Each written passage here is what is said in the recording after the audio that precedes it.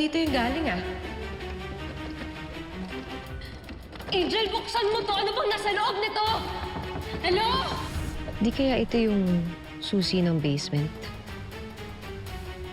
Sabi ni Angel, wala sa kanya yun. Pwes nagsisinungaling sa'yo ang kapatid mo. Ibig sabihin, meron siyang tinatago doon na ayaw niyang malaman mo. Hindi ka ba interesadong malaman kung ano yun? Interesado. Kaya lang, mali itong ginagawa natin, Lorraine. Oh, mas okay na. Ate? Lorraine? Anong ginagawa niyo dito sa kwarto ko? Buti na lang andito ka na kasi kanina ka pa namin hinahanap itong si Vanessa. Bakit? May plano ba dapat tayong magkita? Mag-usap? May tatanong sana kami sa'yo. Kasi tatanong sana namin sa'yo kung interesado ka maging receptionist sa bagong hotel. Yung bagong bukas sa downtown. Oo, kasi dati naming client yung may-ari nun. Kaya tatanong sana namin kung gusto mo tulungan ka namin mag-apply. Oh, okay, fine. Nabanggit kasi ng ate mo na nagka-misunderstanding kayo. Kaya naisipan namin na tulungan ka na maghanap ng better job. Ako, ate. Alam ko, hindi mo naman kailangan bumawi sa akin. Oo, nagtampo ako sa'yo dahil pinagdudahan mo ako. Pero syempre, mangingibabaw pa rin yung pagmamahal ko sa'yo bilang ate. Tsaka, huwag ka mag-alala. Hinding-hindi ko sisirain yung tiwalang binigay mo sa akin.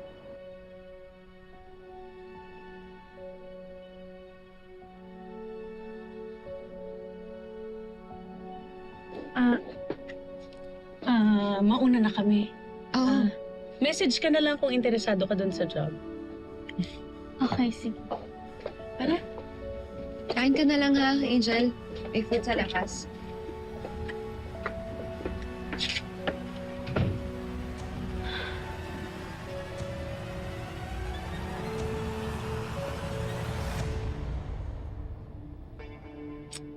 Ray naman eh. Sinabi ko na sa'yo, ibalik mo yan eh. Eh, hindi ba't gusto mong malaman kung anong laman ng basement na yon? Well, this is our opportunity para malaman kung ano talagang tinatago ng kapatid mo. Oh. Hindi nga sa ganung paraan. Ano bang plano mo, ha? Sugod ka sa basement? Kapatrespassing yun. Eh, paano kung andun si Trixie? Buhay na ng taong nakasalalay dito. Hindi pa rin ako komportable. Kakabati lang namin ni Angel, gusto mo mag-away kami ulit. So you'd rather na isacrifice yung buhay ng isang tao para lang magkabati kayo ng kapatid mo? Fons, ka nga kumausap dito. Sorry, Bes, pero I'm actually with Lorraine on this one. Wala namang mawawala kung titignan natin kung anong meron sa basement. Hindi na kailangan malaman ni Angel. Okay, eto na lang. Kung pumunta tayo doon at wala si Trixie, edi fine. I will admit that I'm wrong. I will even go to Angel and apologize na inakusahan ko siya. Pero kung andun si Trixie, Wala si Trixie doon. well, there's only one way to find out. Right?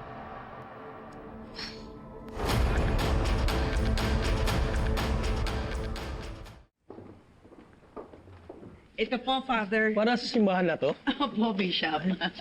Nako, maliit na pasasalamat lang po yan para sa lahat po ng nagdasal para sa anak kong si Marco. Sa totoo lang, hindi ako naniniwala sa mga akusasyon laban kay Marco. Alam kong pinalaki mo siyang abuti. Bishop, magpa-picture po tayo para ma-post nyo sa social media page at makita ng mga parokyano yung donation namin. Yes, picture. Tony, please. Si Lexie wala pa, ma. Tawagin mo Lexie! si Bruce sa Roji para makatulong. Wait, Sige, kami muna. Game. Okay. 1, 2, 3, smile! Wait lang! Ay! Sorry. Miss, okay ka lang? Yes, okay lang. Thank you.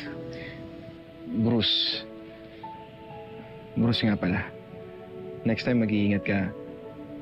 Hindi palagi may sasalo sa'yo pag nahulog ka.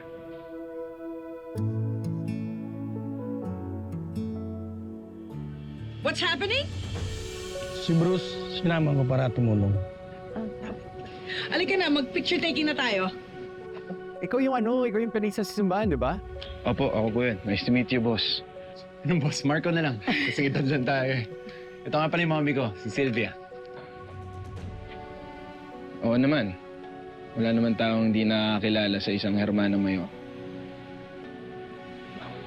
Ma'am Sylvia, laki pala ng bahay niyo, no?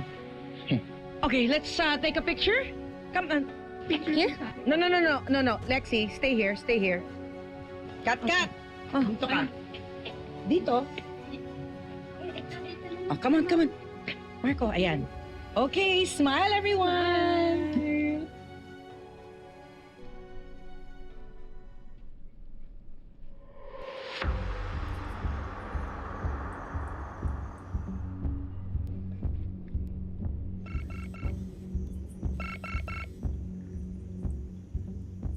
Hello, ate.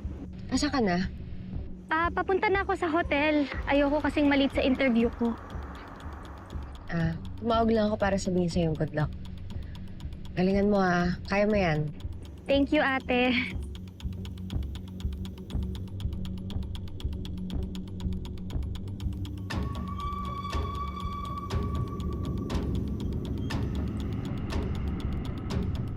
Confirmed. Nagsabi ng totoo si Angel. Ayan siya, papasok ng hotel. Okay, good. So habang busy siya, meron lang tayong 1-hour window para pumasok at malaman kung ano talaga nasa loob ng basement. Ano, Vanessa, game ka ba? Oo, ipoprove ko sa inyo na walang kinalaman si Angel dito.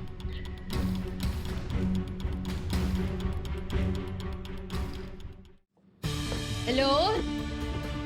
May tao ba dito? Rin. Hello po.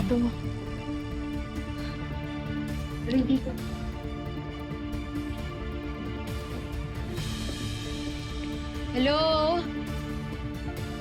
Parang wala na bang laman. Trixie! Hello? Guys. Diyan?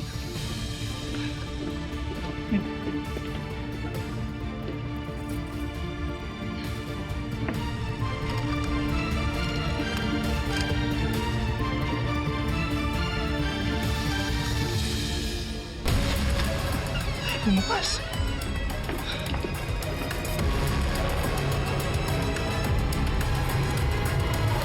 Tandaan mo, lahat ng taong minahal mo, tinraidor ka. Anong pinagkaiba ng ate mo sa kanila? Kinontak ni Lorraine yung mga dating teachers ni Angel. Gustong alamin ni Lorraine yung sikreto ng sister mo. Sa dinami-dami ng atraso mo sa lalaki yun, sigurado ko gagantihan ka nun. Aaminin niya lahat ng nalalaman niya sa'yo. Lahat ng krimen na ginawa mo noon. May nakaaway siya noon na classmate. At nasaksak niya sa dibdib yung lalaki.